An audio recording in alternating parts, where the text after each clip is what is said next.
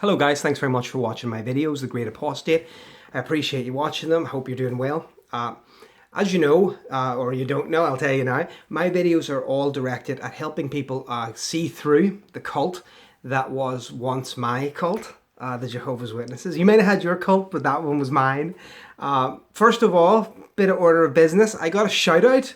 I never get shout outs. Once before. Nobody shouts me out. They ignore me in the ex-JW community.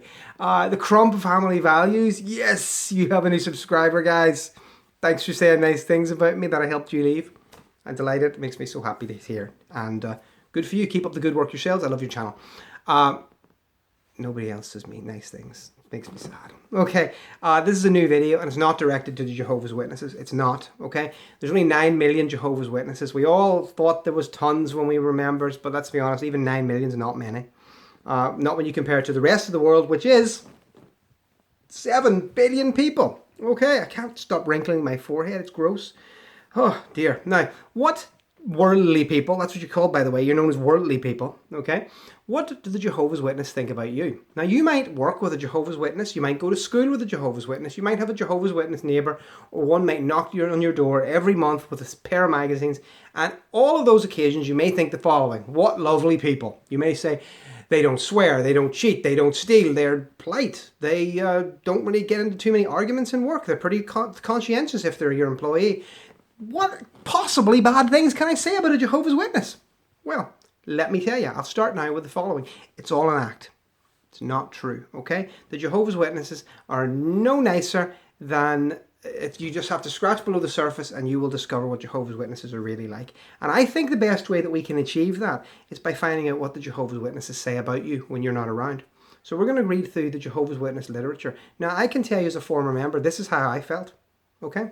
I didn't feel any different from this. And you look at the comments below from former members as well. They're going to say the same thing. They're going to say, this is what I thought. Okay, so let's go on. We're going to say the Watchtower. Now, we're going to start late, and we're going to come into the future, into the modern times to see what Jehovah's Witnesses think now. So, Watchtower, 1954, December 15th. It said, regarding the giving of aid and charity, which they do not agree with, by the way, by giving the kingdom message instead of giving mere money or material things, they, meaning we, the Jehovah's Witnesses, reach those who are really poor in spirit, conscious of their spiritual need, rather than the self-seeking poor of this world who do not care to belong to Jehovah. Thus, the unappreciative worldly poor who prefer to belong to Satan, the god of this system of things, are screened out. So there's a lovely view on charitable giving. Let's see what they think what they thought in the Watchtower of 1966. If you're one of those rare persons who wants to serve the Creator today, that wants to give His exclusive devotion, that wants to do work that is pleasing in His eyes, that wants to receive His approval and gift of life, then let Jehovah, by means of His spirits, cultivate you in the good condition of heart that is the mark of His people. Only His people. You can't have a good condition of heart if you are not a Jehovah's Witness. Watchtower 1970. We will want to watch how this is regarding a member of Jehovah's Witness, ma'am. He will want to watch how he walks so he does not unintentionally begin acting like worldly youths. Because worldly youths can do no good. In the book, True Peace and Security, How Can You Find It?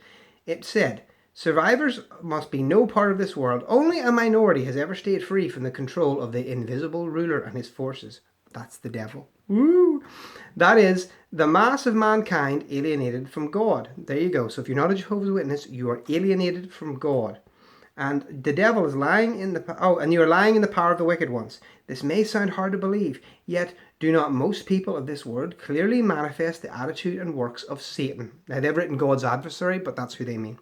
Worldly people, for example, heap honor and glory on those whose ambitious drive leads them to great wealth, power, and fame. So apparently that means that you're satanic, non-Jehovah's Witness.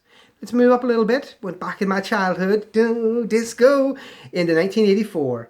In the Watchtower, October 1984 edition, we must avoid the speech, conduct, and attitudes that are so common among worldly individuals. But they are out of harmony with God's word. For instance, hatred, greediness, shameful conduct, and obscene jesting have no place in our life. We must put up with one another and be forgiving, even if Jehovah has fully forgiven us. That is not the common worldly way of dealing with others. So apparently you must not put up and forgive people. You don't do that. non-Jehovah's Witnesses. Okay? Then what can I tell you? Hang on, just moving something off my screen. Thank you very much. That's a job there for me. Moving up to Watchtower 1987. Breathing the world's air is death dealing. Now, I don't think they mean the air. I think they mean you. Don't breathe you.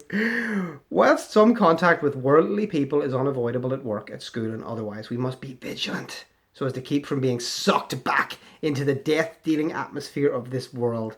Let the world go along in its way, reaping its bad fruitage in the form of broken homes, illegitimate births, sexually transmitted diseases such as AIDS, and countless other emotional and physical woes.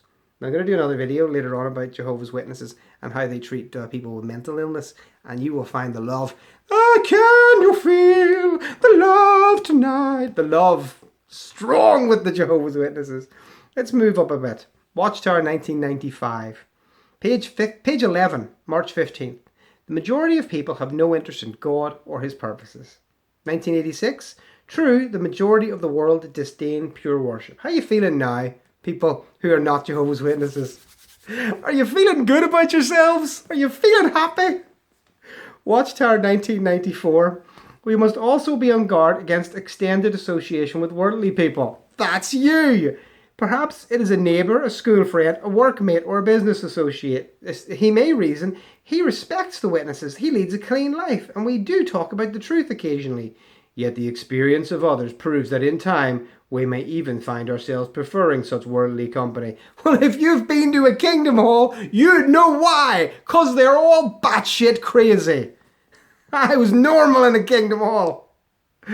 Oh my God. Awake 1996.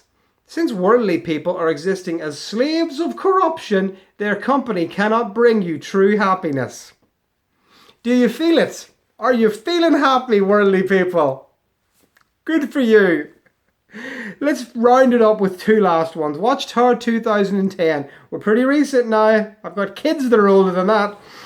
The spirit of companionship that unites those who work together in God's service is far stronger than the spirit that unifies the others in the world who merely socialize together. So all you married couples who are not Jehovah's Witnesses, you're not in unity. You just socialize together. Let's go. Finally, it's a nice one, okay? Watchtower 2013, February study edition, page 24. As if you're going to look it up. Our choice of associates, of course, some contact with unbelievers, such as school, at work, and when sharing in the ministry, is unavoidable.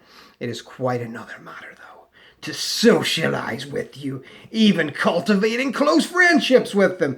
Do we justify such associations by saying that they have good qualities? They're just rehashing that last article, aren't they?